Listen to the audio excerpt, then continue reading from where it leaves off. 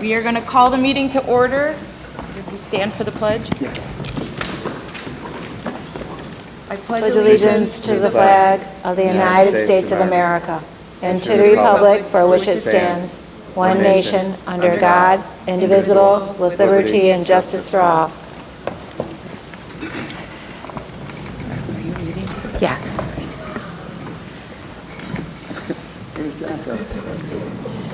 The chair move? Oh, my goodness. Okay. So we'll have an audit presentation by Nicole Ruff. I'm going to Or- introduce Charles Trottier. He's going to actually do the presentation Okay. tonight. Good evening. I'm Charles Trottier. I was the manager on the audit. Nicole is the senior manager, and Matt Montalbo is the partner on the job. But I'll be presenting the results of the audit this year. We just met with the audit committee before. Charles, could you hold 1 second? Lucinda, I can't hear him at all. He's too tall. Maybe he's too tall? Can you hear me now? Okay. So you're not too tall, Charles. Thank you. It's all right. This is how Lucinda gets her fitness steps in.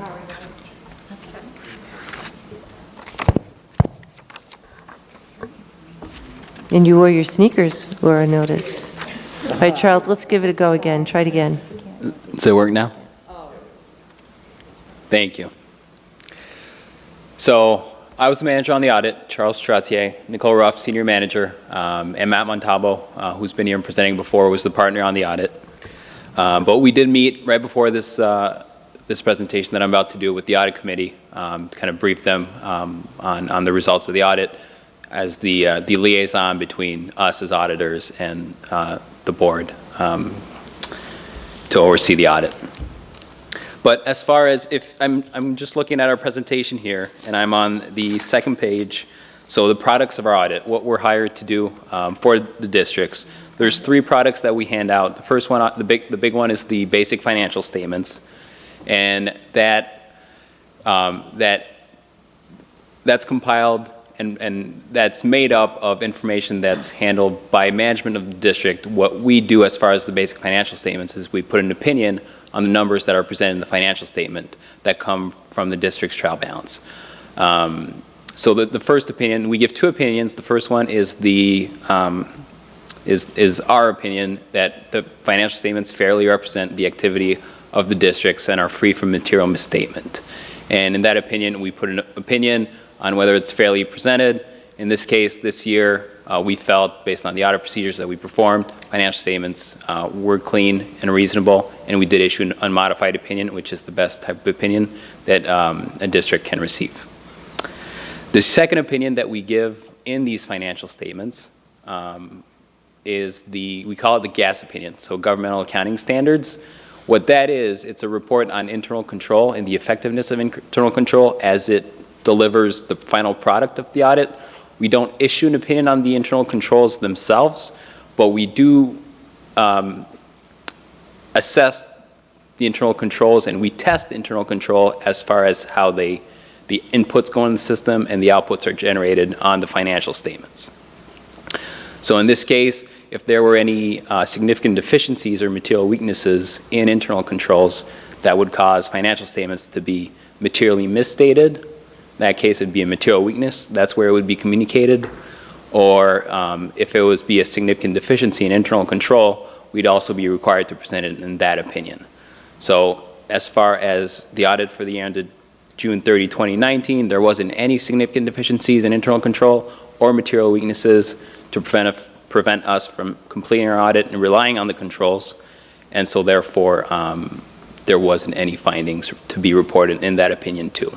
So really, as far as the basic financial statements are concerned, those 2 opinions are a responsibility.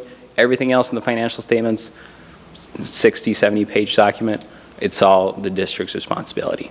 We just come in, we design our tested controls, we test the controls, we don't give an opinion, we assess a certain threshold, and we provide an opinion that the numbers are fairly presented.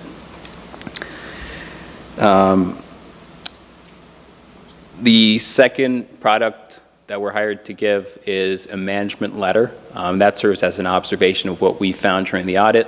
There was no significant items noted this year. We did note certain observations and certain GASB or governmental accounting pronouncements that will come into play for next year's audits. That's where we disclosed them. We talked with the audit committee about our observations and those new requirements, but once again, there wasn't anything significant that would affect the financial statements. So that'll be handed out along with the financial statements when they're issued in the next few days. The third is the auditor's communication letter. That's the required communications that we're required to have with the audit committee that, once again, serves as the liaison between the board and us as the auditors. There's certain things as far as independence or change in accounting policies or estimates that we have to disclose, but there wasn't anything significant that's been discussed with them as well.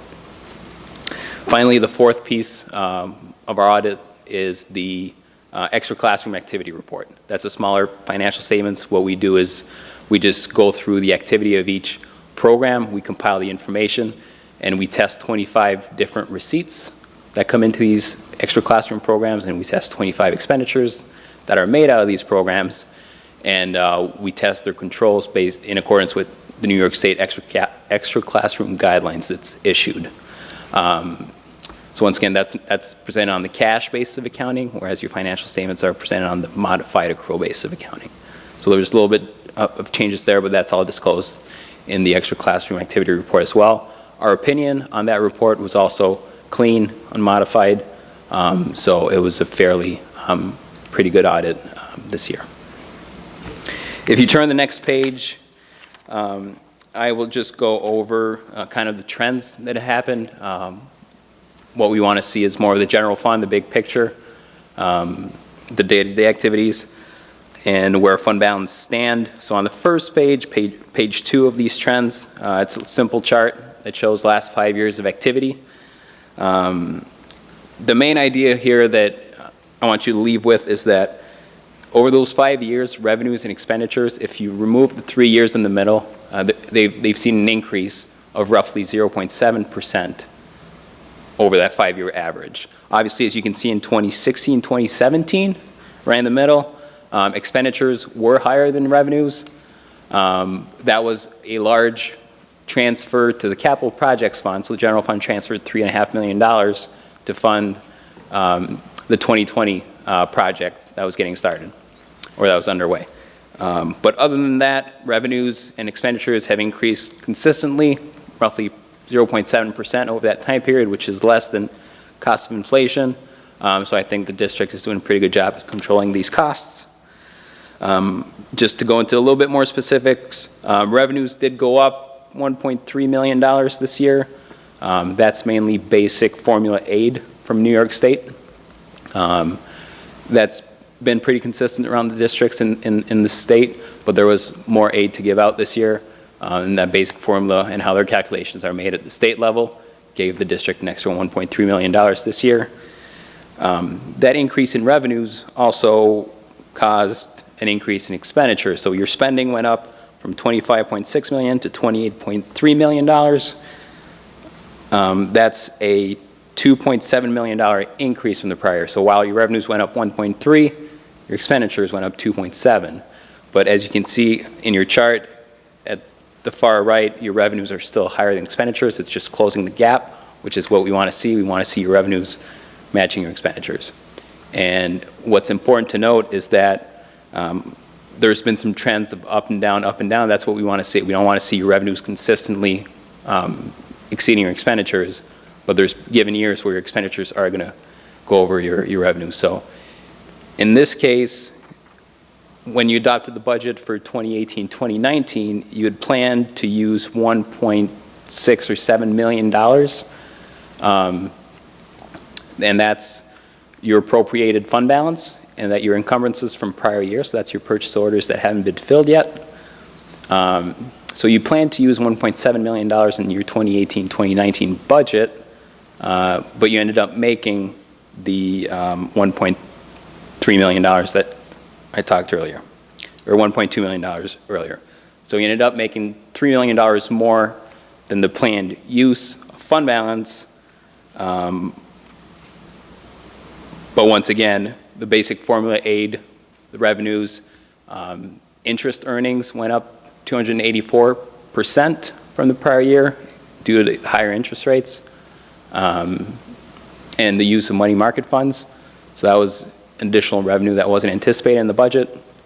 And then as far as your expenditures are concerned, they did go up $2.7 million, but $1 million of it was principal and interest and payment on bands with the new $17 million bond issuance that was issued this year. So if you go to the next slide, that's where we stand now. That's where's the general fund at for the year ended June 30, 2019. It increased $1.3 million, like I said earlier, from 12.978 to 14.244 million. And although there's been a significant increase in fund balance over the last 5 years from $8.9 million 5 years ago, the district has appropriate and funded reserves appropriately to plan for the future. So although fund balance did increase, if you go to the next slide, that blue portion at the bottom, that's your unassigned fund balance. That's what you have available to pay for upcoming expenditures. That's not reserved. It only increased $50,000, and that just follows your annual budget increases over the years. So although you did make $1.3 million this year, a significant portion of that was funded in the capital reserve, $1.1 million this year for capital projects, technology upgrades, buses. So that's where that money went. And the red portion, just so you guys are aware, the top right, $1.8 million of assigned fund balance, that represents your amount that's approved in the 2019-2020 budget. To balance the budget, that's $729,000, and $1.1 million of that is encumbrances to fulfill those purchase orders that are outstanding. And then the final slide is your level of unassigned fund balance, and that's really a compliance slide that we like to put in every year to show that the district is in compliance with the real property tax law 4%, which is a pretty strict law imposed by the state on the school district to keep your level of unassigned fund balance at a level of 4% of next year's budget. So as you can see over the last 4 years, the district has funded the reserves and had the appropriate plans in place to fund those reserves to allow unassigned fund balances to stay at a level that's in compliant with the real property tax law 1318. So it was a good year as far as where the numbers stand. Once again, revenues and expenditures very consistent from year to year, 0.7% growth. Costs are controlled as far as they're under the inflation rate, and it was a clean audit. So that's it for. I'd like to point out that we just received this report in our audit committee, and it will be posted tomorrow in the business office section of the website. And thank you, Charles and Nicole. You're welcome. Thank you. Thank you. Does anyone have any questions for Charles and Nicole before they go?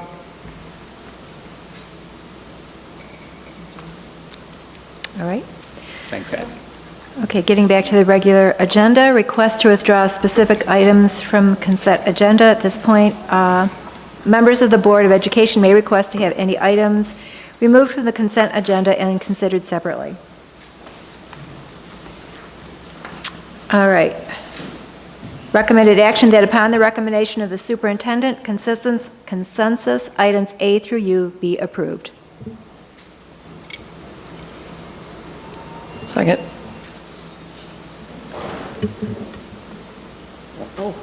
Yeah, you. Okay. It is. Any discussion? All in favor? Aye. Oppose? Abstain? Motion carried. Okay, public comment guidelines. This is the approximate position and time that the board has designated to receive statements from individuals and groups. The board will review all statements, then respond appropriately at a future meeting. All persons in attendance are required to sign the attendance sheet and designate their representation status. For example, parent, teacher, bus driver, Chamber of Commerce, etc. There's a 2-minute time limit.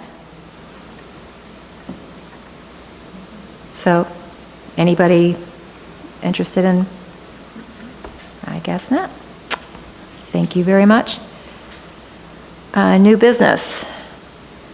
That upon the recommendation of the superintendent, the resignation of teacher aide Kim Hanania be accepted effective August 31st, 2019. The board and administration wish to thank Mrs. Hanania for her 4 years of service to the district.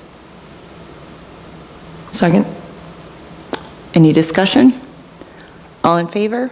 Aye. Opposed? Abstained? Motion carried. That upon the recommendation of the superintendent, the resignation of bus driver Deborah Schwabel be accepted effective September 3rd, 2019. The board and administration wish to thank Mrs. Schwabel for her 12.5 years of service to the district. Second. Any discussion? All in favor? Aye. Opposed? Abstained? Motion carried. That upon the recommendation of the superintendent, the resignation for the purpose of retirement of clerk typist Donna Zwack be accepted effective October 30th, 2019. The board and administration wish to thank Mrs. Zwack for her 28 years of service to the district. Second. Any discussion? Yeah, I'd just like to say that Donna has certainly been with us a long time and certainly carries enough historical knowledge that her presence in the office will be missed, especially since Katie Bucci is only in her second year in the office, so we certainly do depend on Donna. I think it's important for the board to recognize that a posting to replace that position at the senior clerk level was already put up and is closed. The reason for it to move from a clerk typist to a senior clerk is because of our intention to split the middle school office from the high school office in our plan moving forward to have a true middle school and have a true high school. And so to be able to have separation of duties, that's important. I just want to say about Donna, her first year she was a personal aide in my classroom. I had a student who needed a one-on-one aide, and I got to know Donna then, and then she left the Eden Elementary to go to the high school and work there, but she's a wonderful person and will be missed. Yeah. Anything else? All in favor? Aye. Opposed? Abstained? Motion carried. That upon the recommendation of the superintendent, the resignation of bus driver Charles Felser be accepted effective September 3rd, 2019. The board and administration wish to thank Mr. Felser for his service to the district. Second. Any discussion? All in favor? Aye. Opposed? Abstained? Motion carried. New business appointments. And now I have to read the guidelines, right? Okay. That upon the recommendation of the superintendent, Felicity Keller be appointed on probation as a cafeteria manager effective September 3rd, 2019, and ending March 2nd, 2020. Salary is based upon CSE contract level 2, step 1. Second. Any discussion? Just so you know, this is not a new position. It's replacing a resignation from the last board meeting. All in favor? Aye. Opposed? Abstained? Motion carried.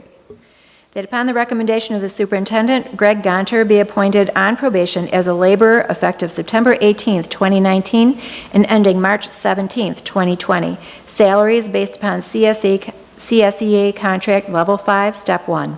Second. Any discussion? So we're super excited to have Greg on board. Greg does live in the immediate area. He is effectively a groundskeeper, but we put him under the laborer title so that we can have a little broader scope of responsibility in the wintertime when you can't mow or do things out on the fields.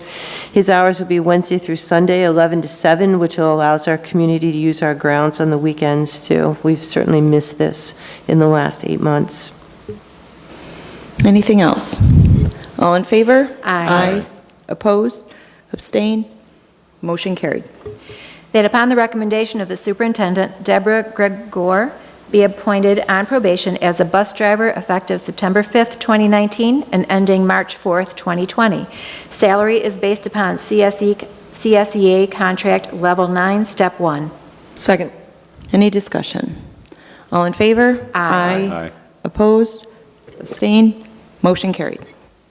That upon the recommendation of the superintendent, Heidi Mahoney be appointed on probation as a bus driver effective September 5th, 2019, and ending March 4th, 2020. Salary is based upon CSEA Contract Level 9, Step 1. Second. Any discussion? All in favor? Aye. Opposed? Abstained? Motion carried. Okay. That upon the recommendation of the superintendent, the 2019-2020 school calendar be amended. Second. Any discussion? Yep, so this was an error on my part in having too many school days, if you could imagine that. Yikes. So in order to correct that, what we've done to this calendar is to give the students and the teachers off on Friday of Memorial Day. That's the good news.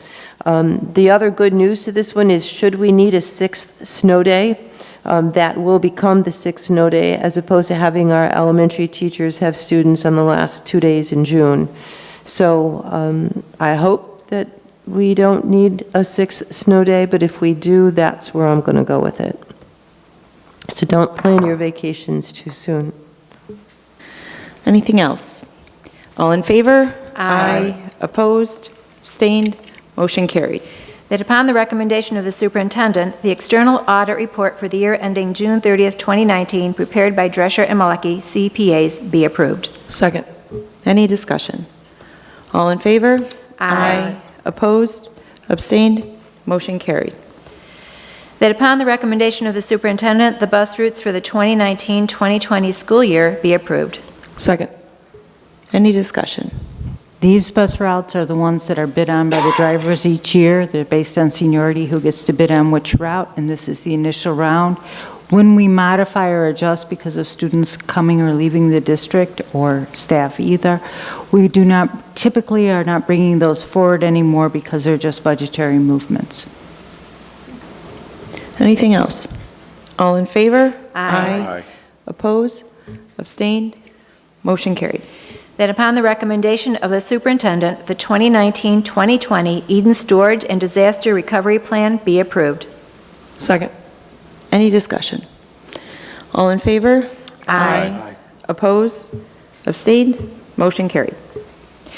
That upon the recommendation of the superintendent, a resolution confirming the details of the 2019-2020 $100,000 capital outlay project involving doors and ceiling work at the middle and high school buildings, and confirming the project to be a Type 2 action under SEQRA be approved. Do I have to read all of that other stuff?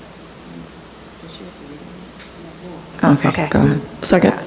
Any discussion? Well, a seeker type 2 is that we're saying that there's materially nothing we're doing outside to the environment, to the grounds or anything like that of the district. So when you're not disturbing and doing a massive new construction, you get redlined with a seeker 2 instead of them coming out and doing an environmental impact study. So this was the capital outlay that was approved in May with the vote of the budget. Anything else? All in favor? Aye. Opposed? Abstained? Motion carried. Business report. Well, for starters, the bus safety program was set up for last Friday for pre-K and kindergarten students and went off without a hitch.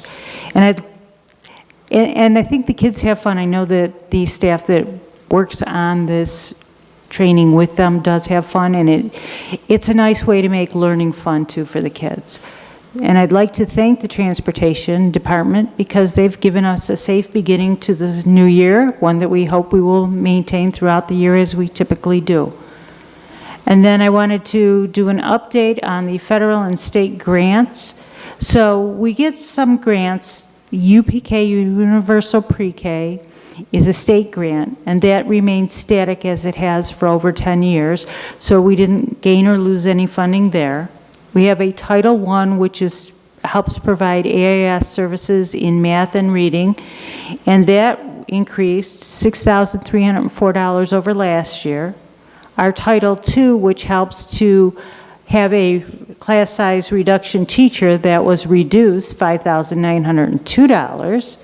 And our Title IV, which was a new one last year, that was to help with all this technology and to create a way to purchase software, which we can do for our Title I schools, which are the GLP and Eden Elementary. That was reduced by $1,197. So all total, our federal title money went down $795, which overall is disappointing, but it's not a huge hit, so we're grateful because we thought it would be more. And then for our special education program, our 611, which is for our school age, it's to help supplement the extra costs for the school age students with disabilities. That went down $2,893. Our 619 increased. The 619 grant is for the pre-K students and the students that are under 5. That went up $234. So we had a total loss for our special education department of $2,694. So overall, the grant monies that this district relies on from the federal government were reduced $3,454. Not a huge disastrous reduction, but a reduction nonetheless that helps increase the burden on the local taxpayers. Superintendent's report. I'd like to add one more thing in terms of transportation. We always look at the first day of school and wonder how many minutes we're going to be behind on the way in and on the way home. Certainly, we encourage our parents to kiss their students goodbye before they get on the bus, and we know we have lots of pickups and drop-offs. But I was incredibly impressed that on our drop-offs on the first day, we were only 8 minutes behind. I don't know how they did it, but that was such an amazing accomplishment. So kudos to transportation and the drivers. Just a crazy, crazy accomplishment. In terms of my report, so I just like to say that on Monday we did our first round in interviews for the high school principal. There were 20 applicants. Of the 20 applicants, 9 were selected to come forward. 1 withdrew over the weekend, so we interviewed 8. Of those 8, 3 will come forward to rounds on October 3rd. There are 3 committees: a student committee, a faculty staff committee, and a community committee. We're working on those committees now. Those 2, a minimum of 2, possibly 3 candidates will move forward to the board on October 9th, looking for an October 16th appointment and a mid-November start. Mr. Lucenti, who is in as the interim principal, has agreed to stay on as a mentor until June for the new principal, and so we're pretty excited about that. Number 2, which is our December 2020 referendum. We're doing the initial plannings for a kickoff meeting in October. I believe the date is October 23rd in the afternoon, in the evening, 5:30. So I'm working on a committee for that as well. This December 2020 capital referendum has always been the output of what we couldn't put into this last capital project. If you recall, there was $55 to $60 million worth of needs that were identified in the 2014 building condition survey. What I can tell you is that this project is going to focus on this building, this 1939 signature building of Eden, to replace windows, to clean up the outside masonry. As certainly everybody has seen the white paint off the windows that is bled and baked onto the brick, and then the committees will help us identify some other needed items. Number 3, an update on the immunization law. I can't think of much else that we've spent a whole lot of time on in terms of immunization. This one's been a big bear for us to jump. As you know, the governor changed the law in June. We had to kick out fast for summer school, and then beyond that, our parents had until tomorrow to make sure that their children are all within the schedule for immunizations for the first round of shots. That means that any parents that are not on that schedule tomorrow will be asked to take their children home because it's against the law. There is no gray area for us in this. It's a $2,000 fine for every student that we keep in school that is not in compliance with the law. The second part of that will come in the end of September. I think it might be October 4th, but please don't quote me on that, Barb.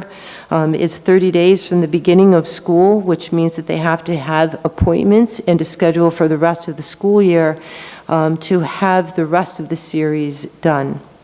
That's been a very heavy lift for our parents and for all of us. Number 4, I'd really like to push out a congratulations to Ellie Necker, and I think Cheryl could probably jump in for me too. So why don't I just let you give the details, because you were probably there. Elle Necker is an 8th grade swimmer from Eden, the middle school, and it's her first year swimming. And she broke 2 school records the first meet of the season, one of which was set by Marissa Cordell back in 2016, I believe. And she went a 2:14.1 in the 200 IM. And then the real big thriller was she went a 1 minute .52 in the 100 back and broke a record that was 19 years old, set by Megan Collins back in 2000. Phenomenal swimmer. I've been around swimming for a long time, and I have not seen talent like that in many, many years. And she's young. And she's young. So she's going to very humble, very coachable. The harder you push her, the harder she goes. So I suspect we're going to get a new board out of this, because we're going to be seeing lots of changes. I think maybe, hopefully. I think so. Opening day program for our community and for our faculty and staff. We give out the Big E for Excellence Awards. Really, really proud to state who was on that list. Eric Garvin from Dairy Queen has certainly been such a treasure for our school district. And Colleen, Gaglione, and Marlene for their organization and contribution to our Raiders Respond Day last year for grades 6 through 12. Sandy Plotz, Tom Wall, Amy Francisco, and Jason Bernardoni for their contributions. Bob Barton as a bus driver, and our technology support team, because as you know, that 3 years ago we could not stream 5 Chromebooks or iPads at one time, and we are now up to speed in terms of our technology infrastructure. The next thing will be to work on our connectivity with phones, right? Because that's not that much better. I would like to tell you also that we are right now in the midst of increasing our rental space to BOCES in this building. Part of moving our office space into this building is because these classrooms in this building are much more difficult to renovate for classroom space. They're small.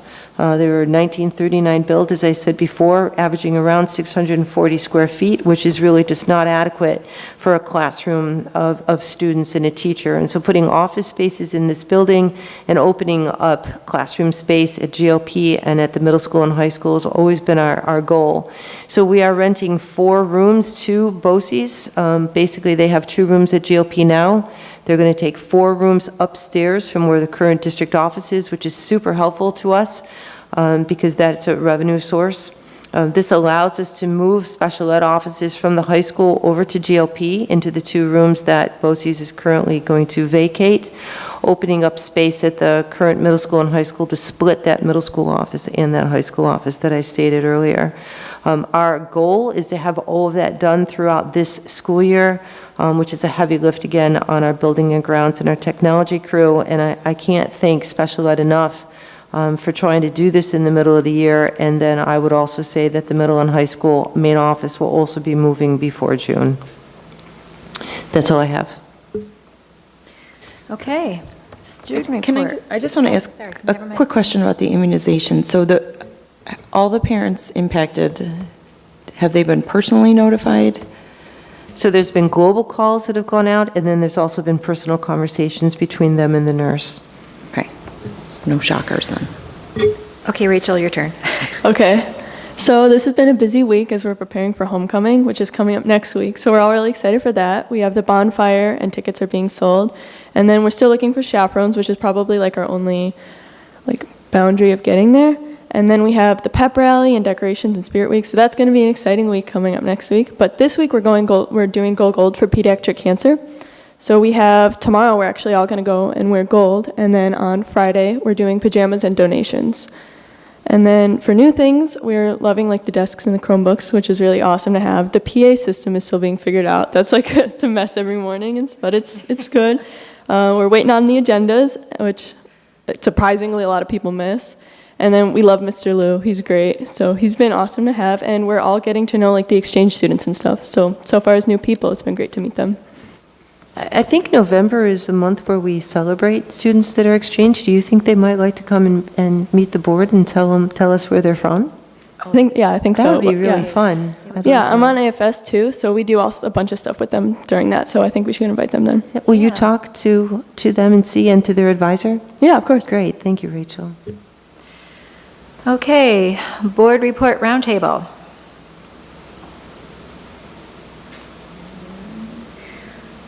I just want to give a shout out to everybody who was involved in getting the school off to a great opening, but especially with the immunization law. I heard it was so much work for the nurses and everything, and they really had to put in extra hours, so kudos to them. And also to Lucinda and her team with getting everybody Chromebooks. Now everybody 6 through 12 has Chromebooks, and that was no easy task from what I've heard. And I know you still have problems with the announcements and stuff, but hey, you got the Chromebooks in everybody's hands, so congratulations to all of you. And that's it? Okay, so the next regular Board of Education meeting is Wednesday, October 16th, 2019 at 7 p.m. in the Eden Elementary School Auditorium. And executive session. That upon the recommendation of the superintendent, the Board of Education enter executive session to discuss the history of a particular person. Second. Any discussion? All in favor? Aye. Opposed? Abstained? Motion carried. Thank you, everyone.